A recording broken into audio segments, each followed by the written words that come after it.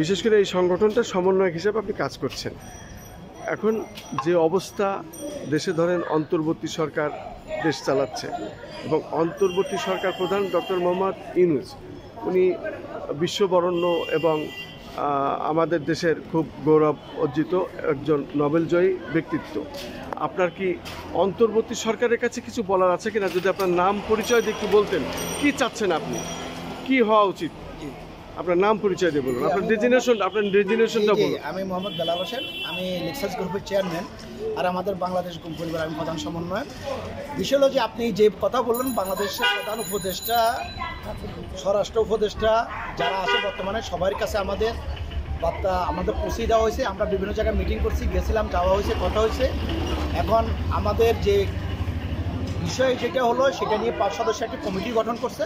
কমিটির মাধ্যমে আমাদের যে আমাদের আজকে প্রতিবাদের বিষয়টা ছিল যে 5 সদস্যের কমিটিটা, সেটা টাইমিংয়ের বিষয়টা আমাদের 15 দিন অতিবাহিত হয়ে গেল। গত মাসের 27 তারিখে গ্যাজেট হয়েছে, কিন্তু কোনো কার্যক্রম এখনও শুরু হয় নাই। সেটার জন্য তাদের কার্যক্রম একটা যে রোড ম্যাপ, কীভাবে তারা কার্যক্রমগুলো করবে সেগুলোর সম্পর্কে আমরা জানতে চেয়েছিলাম। এখনও কিন্তু তাদের সাথে বরাবর যোগাযোগ করার পরও আমরা কোনো তথ্য বা ওইভাবে পাই নাই। এই জন্য ওইটার এখানে আজকে আমরা একটা প্রতিবাদ সমাবেশ করছি। সেখানে আমাদের দাবি ছিল বাংলাদেশে যে আয়নাঘরগুলো ছিল সেগুলো উন্মোচন করার জন্য, সেগুলো কোথায় কোথায় আছে সেগুলো একটা লিস্ট জানতে চাইছি আমরা।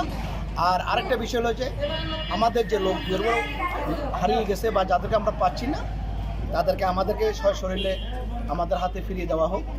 আরেকটা বিষয় হলো যে এখানে যারা রয়েছে আমাদের যারা স্বজনহারা যারা আছে তাদের প্রতিটা পরিবারকে আর্থিক ক্ষতিপূরণ এবং তাদের মাসিক একটা ভাতার বিষয় করা।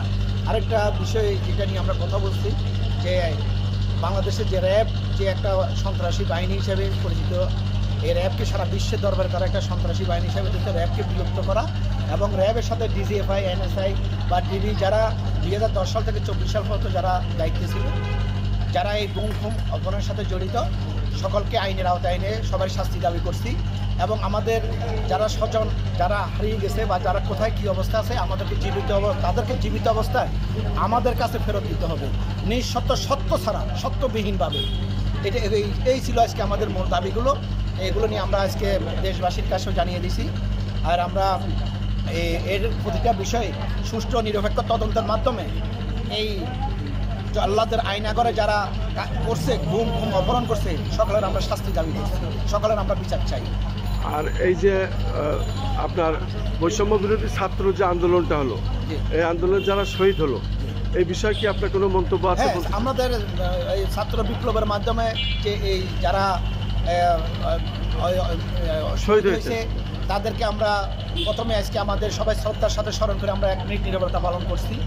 এবং এই দেশে এখনও শতকরা 80% স্বাধীন হয়েছে, আরও ছাত্র বিপ্লবের জনতার মাধ্যমে আরও 20% স্বাধীন হওয়ার বাকি আছে। আমরা তাদেরকে জানাচ্ছি তোমরা আবার ছাত্র বিপ্লবের মাধ্যমে আর 20% প্রতিশত ইনশাল্লাহ স্বাধীন হবে, এটা আমরা আশা করি। আর পুলিশের বিরুদ্ধে কি আপনার কোনো অভিযোগ আছে? আসলে পুলিশের বিরুদ্ধে অভিযোগ কি, পুলিশ তো আমাদের সন্তানদেরকে পাখির মতো করে মারছে। তো তাদের যারা এই ধরনের কুচক্রী মহল, যারা এই ধরনের সন্ত্রাসী কাজ করছে, অবশ্যই তাদের আমরা বিচার চাই, তাদেরকে অবশ্যই বিচার করা হোক। অনেক অনেক ধন্যবাদ এই সংক্ষিপ্ত সাক্ষাৎ দেওয়ার জন্য আমাদের পক্ষ থেকে। Thank you.